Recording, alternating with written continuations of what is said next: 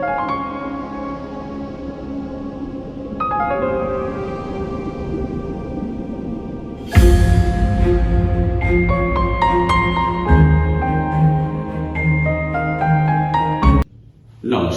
আমি ডক্টর চন্দ্রাংশু শাস্ত্রী।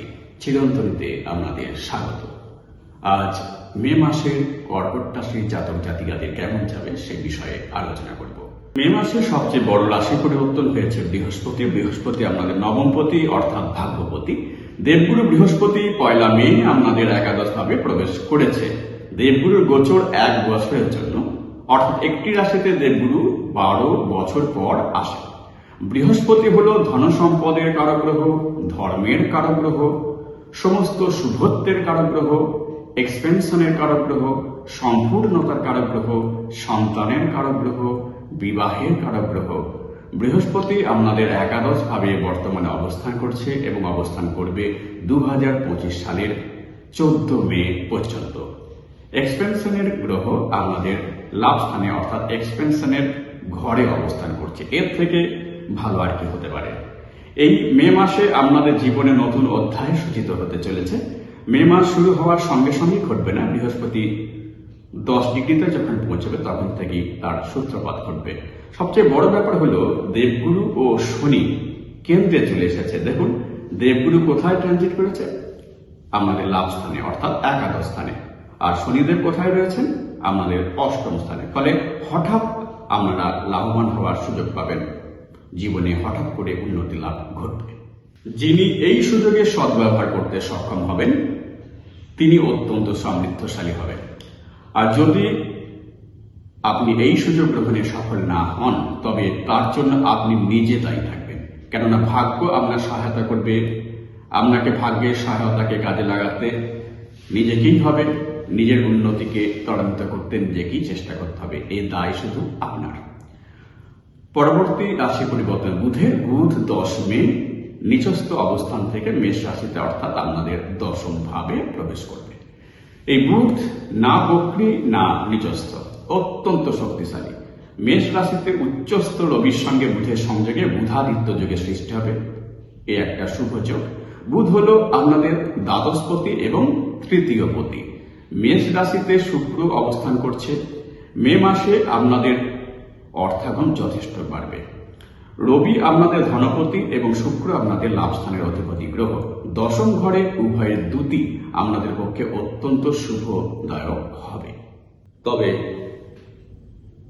একটা বিষয়ে সতর্ক থাকবেন। দেখুন দশমে অবস্থানকারী রবি বুধ শুক্রের উপর অষ্টমে অবস্থিত শনিদেবের তৃতীয় দৃষ্টি পড়ছে। ফলে সবকিছু ভালো হলেও একটা ইনসিকিউরিটি থাকবে। এটাকে যত ভালোভাবে নিয়ন্ত্রণ করতে পারবেন ততই শুভ। দশম ভাব হল সপ্তমীর চতুর্থ। যারা ব্যবসা করছেন তারা লাভবান হবেন, তবে ইমোশন কন্ট্রোল করতে হবে। দশমে অবস্থান করছে বুধ রবি শুক্র, তো এদের দৃষ্টি পড়বে আপনাদের চতুর্থ স্থানে। চতুর্থ স্থান হল মাতৃস্থান। মায়ের স্বাস্থ্যহানি ঘটবে। নবমে মঙ্গলের এবং রাহুর সংযোগে অঙ্গারক যোগের সৃষ্টি হয়েছে। নবমে মঙ্গল রাহু অঙ্গারক যোগের সৃষ্টি হয়েছে। দশমে বুধ মেষ রাশিতে চলে যাওয়ার ফলে এই যোগ আরো তীব্রতর হয়ে উঠবে। বুধ যতদিন ছিল অঙ্গারক যোগ কিছুটা প্রশমিত হয়েছিল। নবম ঘর হল পিতৃস্থান, বশের স্থান। ফলে পিতার স্বাস্থ্যহানি ঘটার সম্ভাবনা, বশের সঙ্গে মতভেদ ঘটার সম্ভাবনা রয়েছে। মে মাসে আরেকটি গুরুত্বপূর্ণ রাশির পরিবর্তন হবে 14 মে।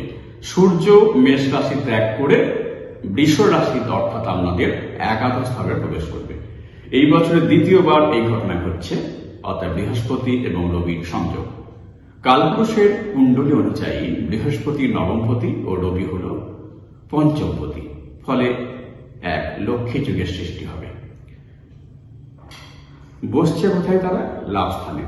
ধনপতি রবি অবস্থান করছে আমাদের লাভ স্থানে, সুতরাং ধনযোগের সৃষ্টি হবে। সঙ্গে থাকবে ভাগ্যপতি দেবগুরু বৃহস্পতির আশীর্বাদে ভাগ্যের সহায়তা। সুতরাং মে মাস লক্ষ্মী প্রাপ্তির, ধন প্রাপ্তির সুবর্ণ সুযোগ দান করবে। আবার বলবো, এ মাসে যদি লাভবান হতে না পারেন তার জন্য আপনি নিজে দায়ী থাকবেন। তাই এ মাসে সুপার অ্যাক্টিভ থাকবেন। ওকে। একাদশে রবির অবস্থানে সরকারি অনুগ্রহ লাভ হয়। যারা সরকারি চাকরির সন্ধান করছেন বা চেষ্টা করছেন তাদের জন্য শুভ সময়। একাদশে অবস্থান করে বৃহস্পতি ও রবি পঞ্চমকে দেখবে, ফলে স্টুডেন্টদের ক্ষেত্রে এ মাস অত্যন্ত ভালো সময়। এ মাসে আরো একটা রাশি পরিবর্তন ঘটবে। আপনাদের লাভপতি শুক্র 19 মে আপনাদের লাভ স্থানে প্রবেশ করবে। বিশেষ যোগ এটা একটা। একে রবি বৃহস্পতি একাদশ অবস্থান। এ মাসে আরো এক রাশি পরিবর্তন ঘটবে। আপনাদের লাভপতি শুক্র 19 মে আপনাদের লাভ স্থানে প্রবেশ করবে। এটা এক বিশেষ যোগ।